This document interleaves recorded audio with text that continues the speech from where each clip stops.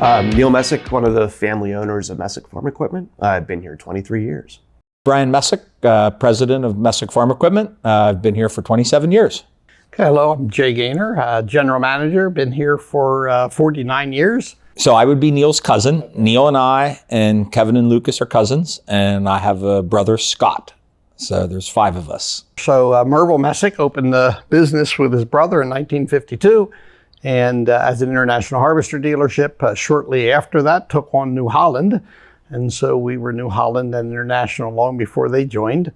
And so then in 1977, June of 77, I started full-time between my junior and senior year as a mechanic, and worked at our original facility. And then December of 77, we built a new facility down along Route 283, 6 miles from here, or 4 miles from here.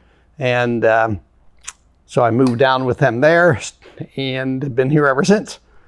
The family is now passed on. I was hired by Merville Messick, the original owner. Then his 2 sons is who I worked for most of the time, Bob and Ken Messick. And now in the last number of years, it's passed on to the 3rd generation. I do think, they often say first generation builds it, 3rd generation breaks it. And that certainly is not the case here. All 5 of them are actively involved and all are very talented in different parts of the business. And so we're growing and it's in good hands. One of the best things that our family did for us as 3rd generation owners was make us get real jobs somewhere else.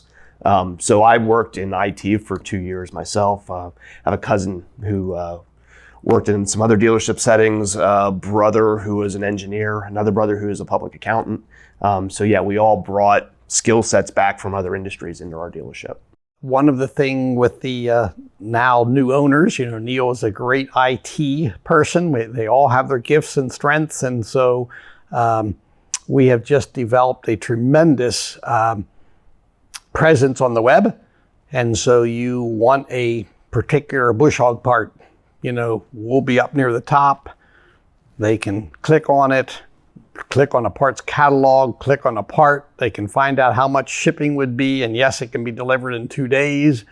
And boom, they buy it like they do off Amazon. And for the most part, a lot of the hobby farmers, that's what they want. They want to get it done and then move on and go to something else, and it arrives. So we've done a great job at making it easy for the customer to buy from us. I would be on the older side of the group.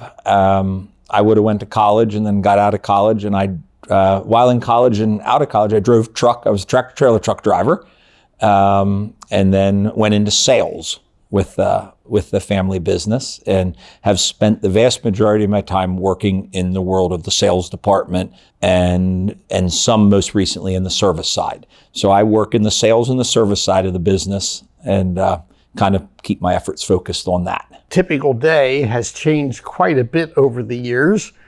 And since when Bob and Ken ran it most of the time, one loved selling and the other was accounting, and I did everything and made almost all decisions for years. And now with the 5 coming in, and we have made a lot sub-managers, there's a lot it's been passed off, which is good.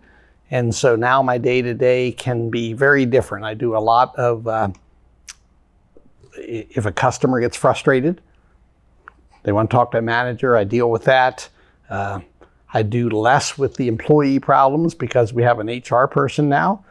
But I'll still do a tremendous amount of the equipment ordering for a lot of the short lines, and still do some selling. So, my 2 brothers' offices are right beside mine. Fortunately, at this point, we're a big enough company that we all kind of focus on different areas and don't step on each other's toes day to day. I can come in and not talk to them sometimes. So it's not more interaction than what is healthy. But to this point, I'd say having family around is way more of a benefit than anything else. We are still a family business, that is correct. And how do you maintain that? And that is part of how do you pass on the culture that got us where we are. And you don't want to become this big corporate feel that, oh, they don't care, I'm just a peon in the book. And that is part of our training. We try when we get new employees to teach them every customer is important. And so the guy comes in and wants a little screw for his chainsaw and it's going to be 20 cents. It can take just as long to look that up, and it can get real annoying. You know you're not making any money, but you treat him right, and maybe he'll come back and buy a zero-turn mower from you. So that's just part of the culture. There's trust in what every person does. We're not second guessing each other's decisions. You know, we're all coming together to make sure we're headed in the same direction with things. But by no means are we cross-checking every decision that gets made. And that's really led to a lot of harmony between the five of us for the last number of years. Way, way better relationship than I could have ever guessed or asked for. So they're all a blessing for sure.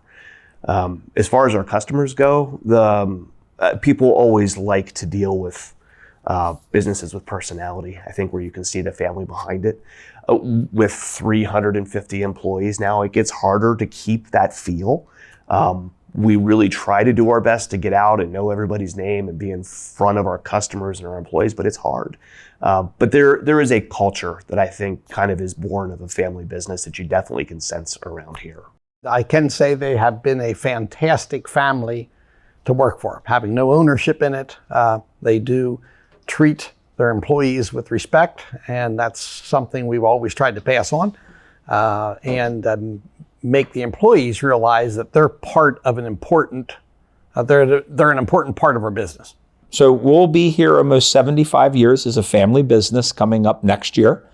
So we're very, very proud of that. I'm being third generation of it, even makes it more proud that we were able to carry on the legacy that my grandfather did and my dad and my uncle did, and that then the third generation is able to keep this business growing, and who knows, maybe to make it to the fourth generation.